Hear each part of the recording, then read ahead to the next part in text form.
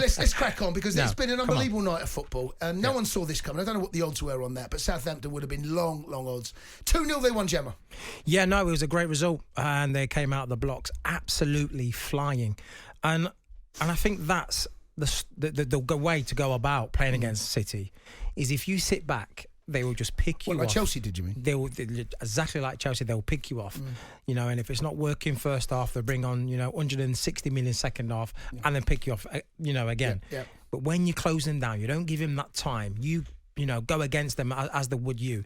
You see what outcomes. I know they had a weakened squad, some key players missing, but still, side out there, mate, that's full of international players. They put out. They're World Cup winners, for God's sake. Yeah, 100%. Yeah. So you still got to do a job, and Southampton put themselves amongst City and made it difficult for them. And I think that's the way you've got to play against them. Indeed, on the front foot. Don't show them too much respect. Yeah, of course, don't show them too much. Yeah, not too much, and go against them. Nathan Jones has come under a huge amount of criticism, Gemma. And it's a tough gig.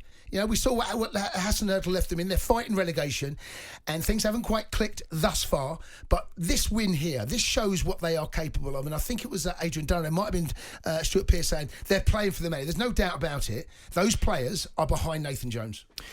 Well, after that performance, you can't disagree, and you can't think otherwise. And football is small margins, and results like this can change your season. And don't be surprised now if we see a total different Southampton. You start seeing them getting points and start climbing up this table now. Indeed. Just after one result. 03717223344. Let's go and speak to Kyle, who's a Nottingham Forest fan. Congratulations, Kyle. Cheers, Jason. Were you there? Great show, lad. Yes, I was. Yeah, I was Carl, up a Brian Club stand. Carl, before we go any further, can you explain to us what happened with the minute? There was like both sets of players, the backroom staff on the pitch, hustling and bustling one another. I don't think any fists were thrown, but it looked like it was getting tasty. To be fair, I didn't see when it was getting tasty between the backroom staff, but I saw obviously in the immediate aftermath of the penalty shootout where Gibbs White did the knee slide in front of the Wolves fans, and it was a bit. Yeah, from my perspective, I don't think he needed to do that. We've won the game. You have the crack during the game, and they were giving him a little bit of stick, but move on. I don't think that was needed, but tensions were running high, weren't they? Well, yeah, I mean, it's penalties like that. They're all putting their fingers in their ears. When it started with Gibbs White. By the looks of it looks like he was getting a lot of stick from the Wolves fans. I'm guessing throughout the game, throughout the penalty shootout, he's getting a lot of stick. And sometimes, as a professional, you have to stay professional. But when the emotions are high and you win, you can lose it a little bit, and you want to say, right, I'm giving it back to you. And he's won the game. They've won the penalty shootout, and now they're in the semi-finals. Indeed. Carl, tell us about what the atmosphere was like when that Dean Henderson saved that penalty. Oh, the roof went off, to be fair. The atmosphere was really good throughout the shootout. Yeah. And just a quick one about the Wolves fans as well. Yeah. Fair play. When Willy Bolly went off injured, they gave him a great reception as well. So, give Wolves fans a little bit of credit. But, no, the atmosphere was great. And Dean Henderson, playing up to the crowd and stuff, he was loving it. He was in his element. What an absolute legend. Who's Bree Samba? Don't know. Not sure. Kyle, what do you think now? If the draws tonight is good on your side, are you thinking about getting to a cup final? How amazing would that be for the Forest? On the back of being promoted. It's remarkable. Yeah, I was chatting to my mate on the way out. We go to the games together. Shout out to Brins. Another trip to Wembley would be amazing. Twice in 2 years for Forest. Yeah. That's the stuff dreams are made of. So onwards and upwards. Hopefully this leads to another trip to Wembley. Hopefully we can scrape staying up in the Prem. And just, keep the good times rolling. Kyle, from where we were, and we were watching it on the telly, I wonder where you were sitting. Could you see whether Dean Henderson was a mile off his line when he saved that? He was off his line. He was a mile off. I cannot believe it.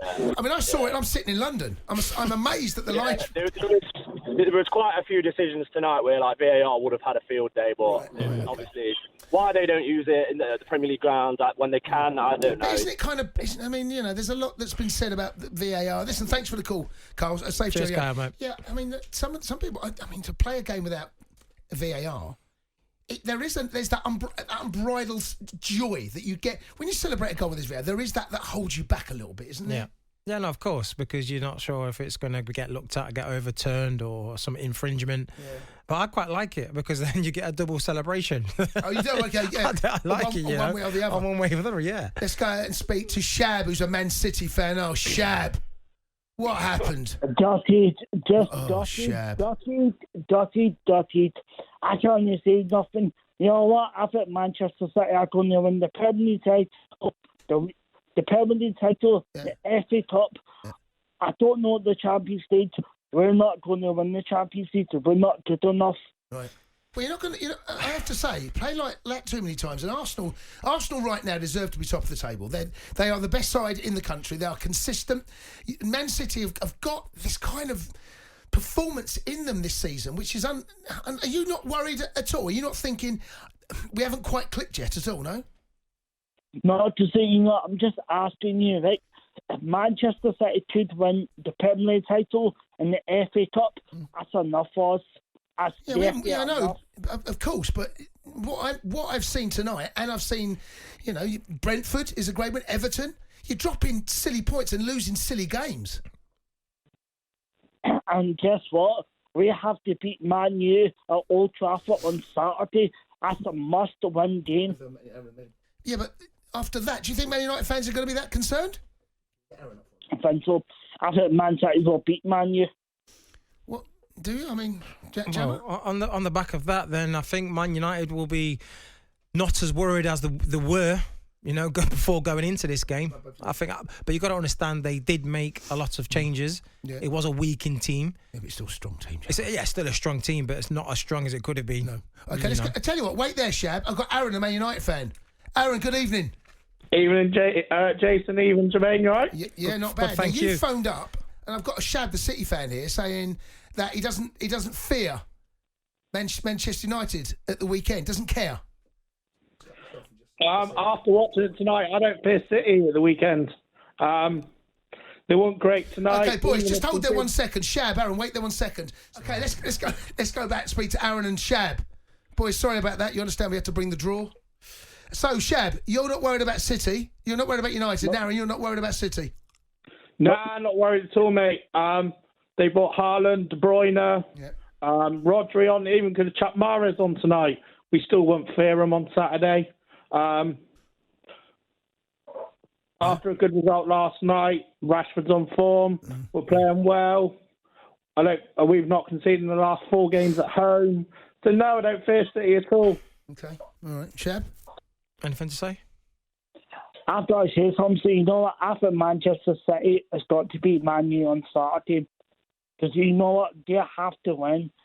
I'm sorry, but I think Man City to win. I think Man City to beat Man U at Old Trafford. Right.